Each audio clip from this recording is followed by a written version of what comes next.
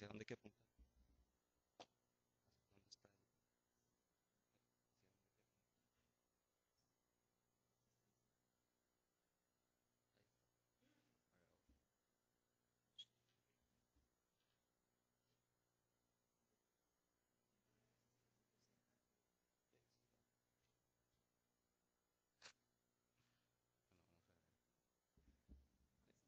¿Dónde está? Intento. Gracias. Bueno, buenas noches. A mí me ha tocado hacer una pequeña exposición sobre lo que es la contratación electrónica. Es decir, me va a tocar la parte propiamente de la contratación electrónica para completar un poco lo que han dicho los otros dos expositores. Esta mesa redonda se llama Hacia una nueva teoría del contrato, contratación electrónica y masiva. El título de mi presentación va a ser más bien con signos de interrogación hacia una nueva teoría del contrato, porque vamos a explorar si realmente necesitamos una nueva teoría del contrato para efectos de regular lo que es la contratación electrónica privada. Primero que nada quiero delimitar un poquito el tema de la exposición. En 15 minutos pues no abarca para hablar de contratación electrónica con toda la amplitud que requiere el tema. Vamos a hablar específicamente sobre contratación electrónica mercantil entre empresarios, es decir, lo que dicen B2B, business to business, empresario a empresario, y básicamente me voy a centrar un poquito en lo que es el núcleo de la contratación electrónica, no los aspectos periféricos. El plan de esta exposición va a ser hablar un poquito sobre el negocio jurídico electrónico.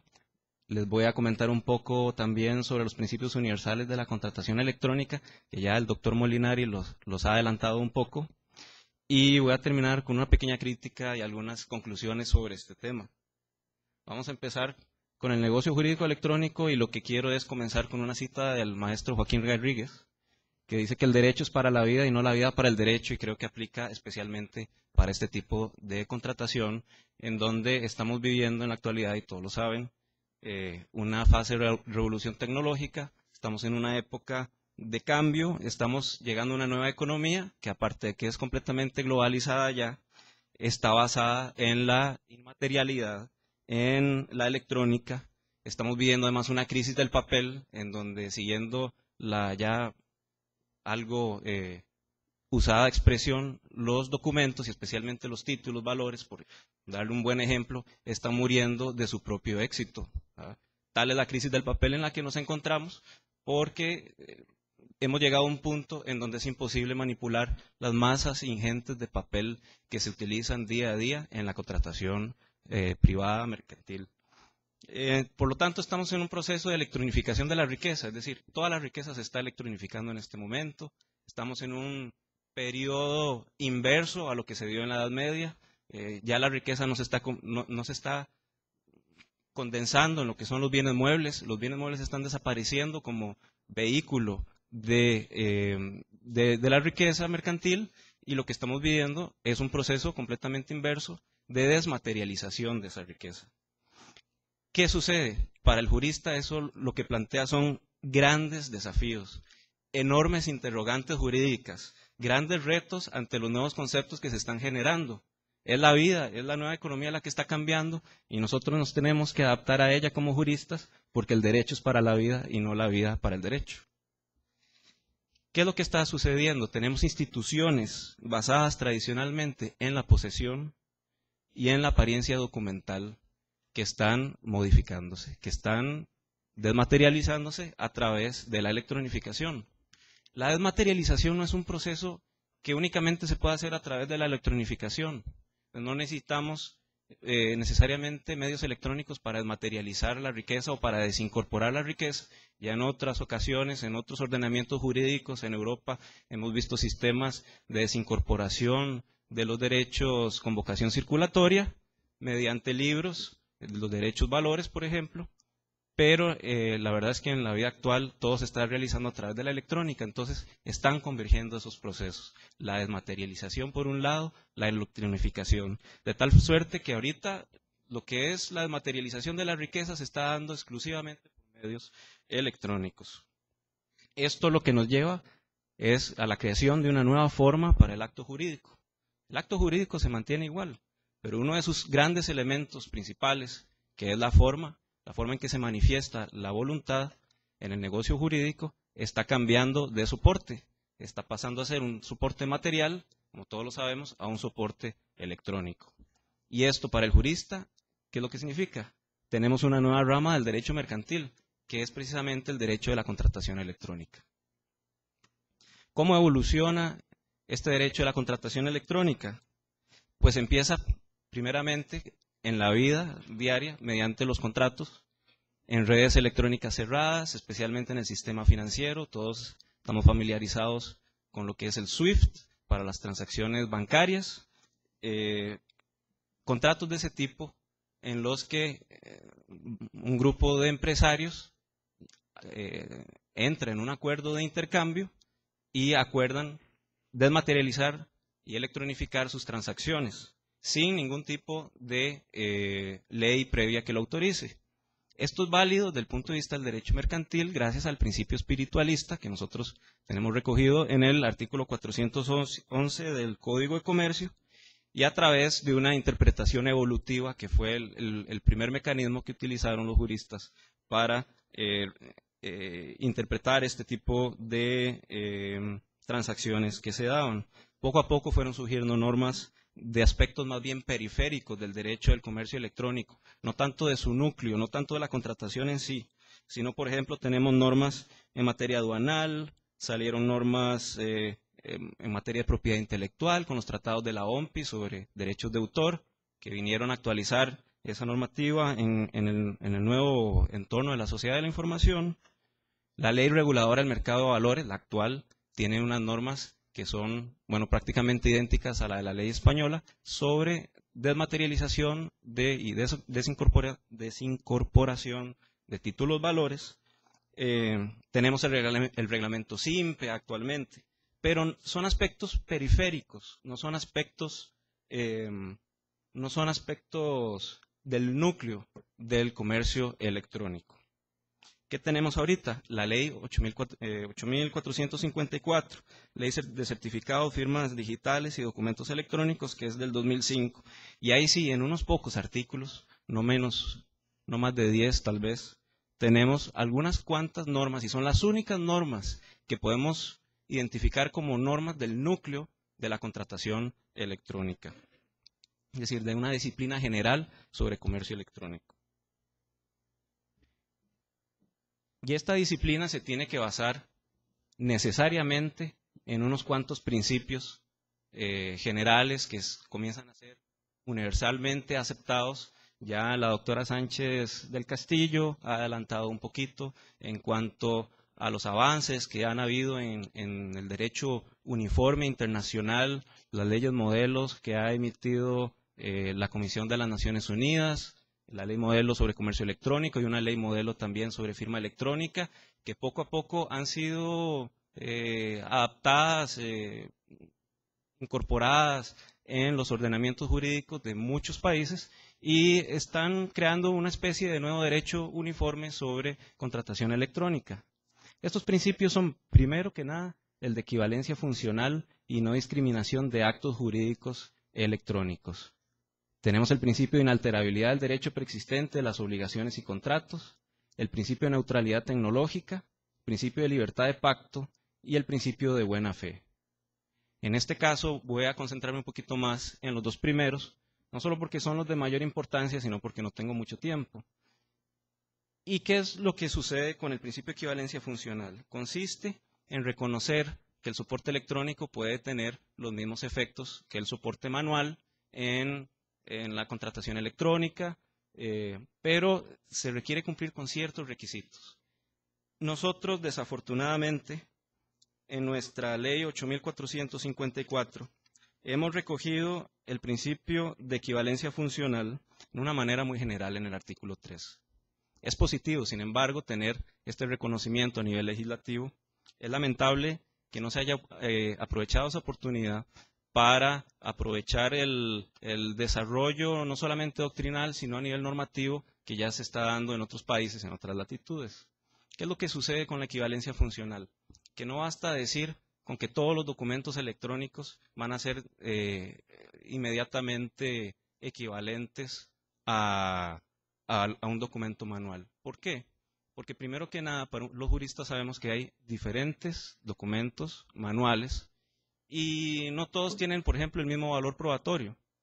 Tenemos escritos, tenemos documentos originales sin firmar, tenemos documentos escritos sin firmar, documentos escritos que no son originales, tenemos documentos originales firmados, documentos firmados, originales y además archivados. Tenemos documentos que hay que archivar pero que no necesariamente están firmados, documentos archivados que no necesariamente son originales. Ese es el mundo real, ¿verdad? El comercio electrónico, el derecho del comercio electrónico, el derecho de la contratación electrónica tiene que velar porque los soportes electrónicos que se vayan a utilizar en cumplan ciertos requisitos para que realmente puedan desempeñar esas mismas funciones que realiza el soporte manual. De lo contrario, el sistema no va a servir.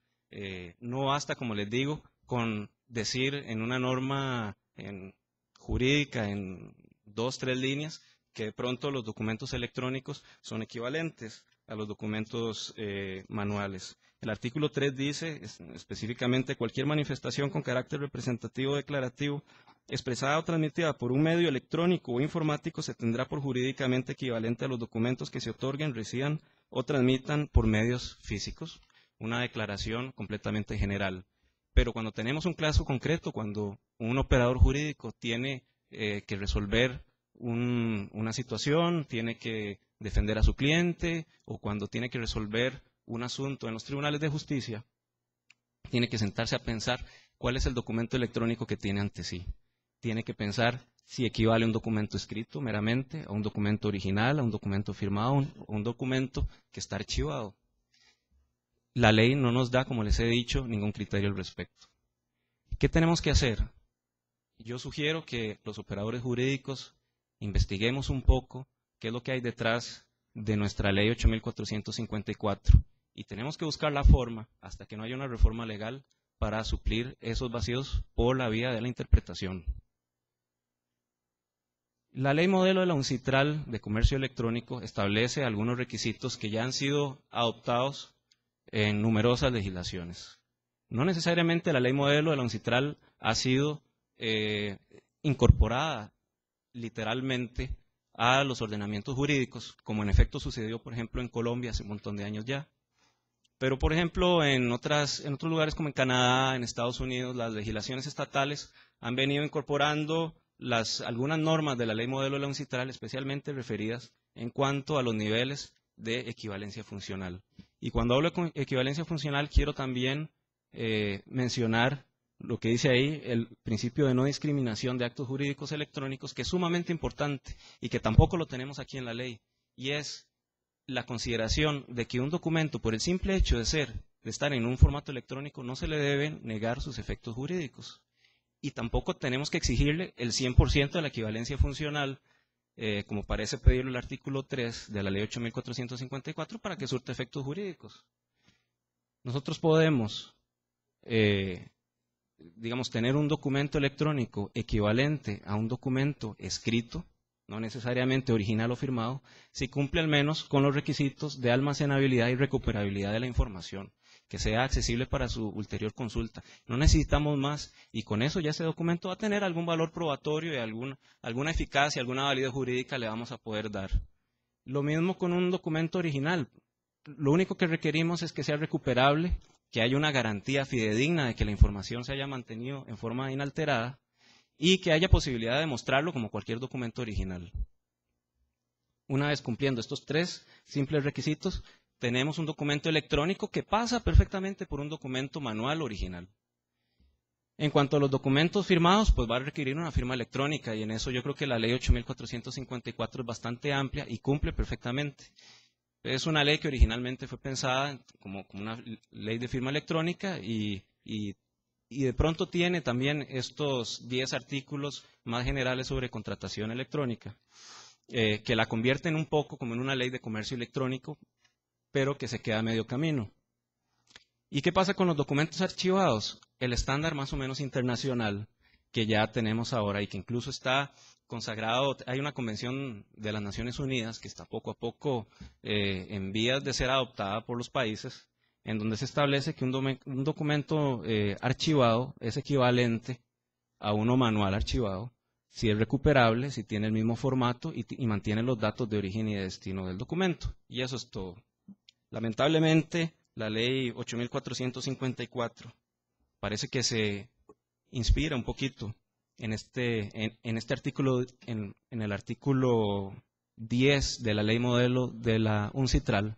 Ahí hay un error en la diapositiva. El artículo 10 de la ley 8454 no está bien. Es el artículo 6 de la ley 8454, que se inspira en el artículo 10 de la ley modelo de la UNCITRAL.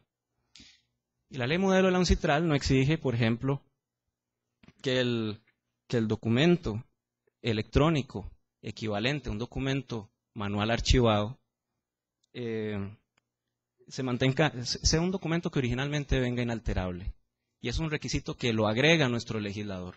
Es un pequeño ejemplo de cómo nuestra ley hasta cierto punto se basa y se inspira en la ley modelo de la UNCITRAL y le mete una modificación al final. Y lo que hace es alterar completamente el esquema lógico de la norma en la que se viene inspirando, la norma prelegal de las Naciones Unidas. ¿Por qué? Porque entonces significa que solamente podemos almacenar con plena equivalencia funcional documentos originales electrónicos, por decirlo así. Y eso no es así. El mundo real tiene exigencias de archivo de documentación meramente escrita, de copias, no necesariamente documentos originales o firmados. Los otros 4 principios generales sobre contratación electrónica que hay que tomar en cuenta los podemos encontrar también en la ley 8454.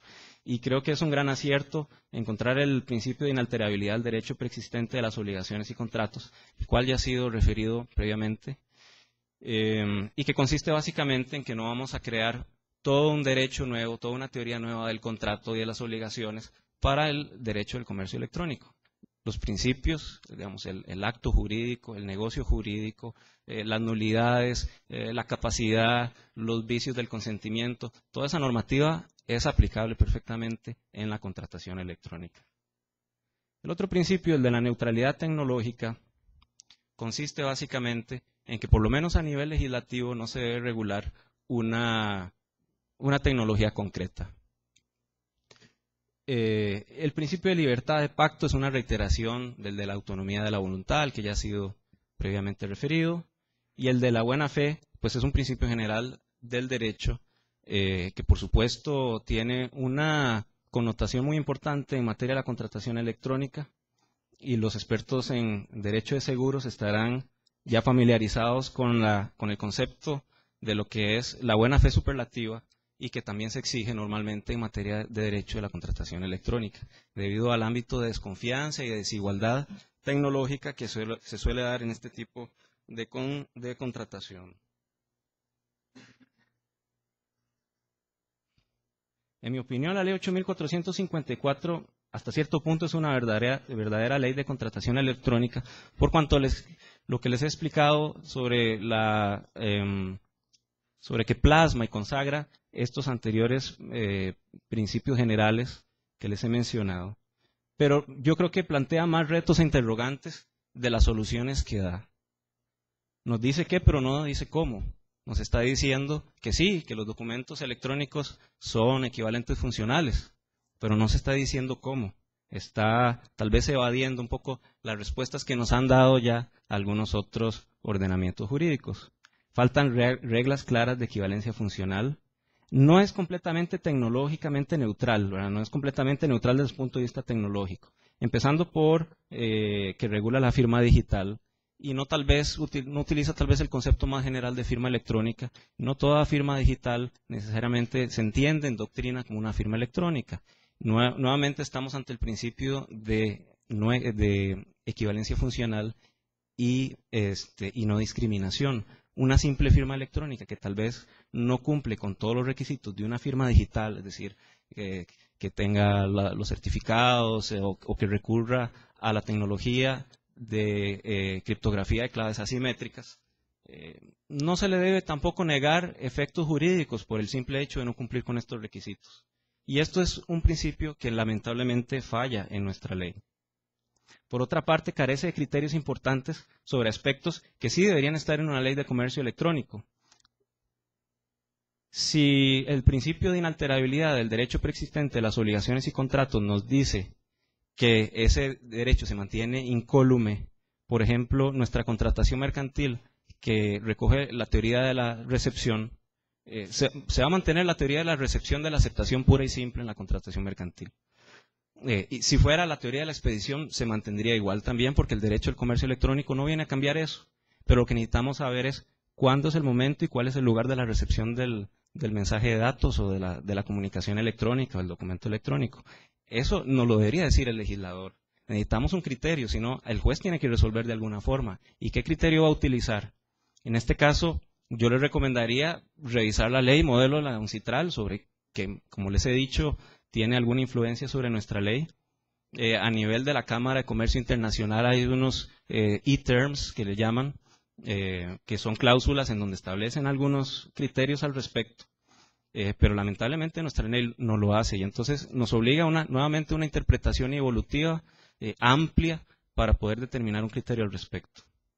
Como lo he dicho, es una ley que se escueta en materia de contratación electrónica y yo creo que no solo, es decir, es altamente loable que tengamos toda esta regulación en cuanto a firma electrónica, pero la seguridad jurídica, el tráfico jurídico requiere una regulación muchísimo más detallada y en la actualidad se cuenta con todos esos criterios, ya son conceptos jurídicos que existen, nomen iuris, son nomen iuris que existen ya en la doctrina internacional jurídica sobre contratación mercantil.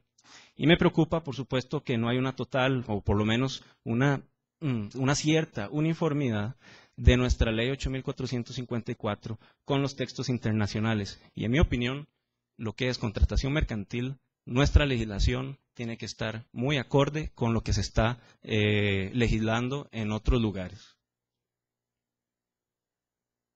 Para concluir, la teoría del negocio jurídico se mantiene incólume. Entonces podemos responder la pregunta, si vamos hacia una nueva teoría del contrato.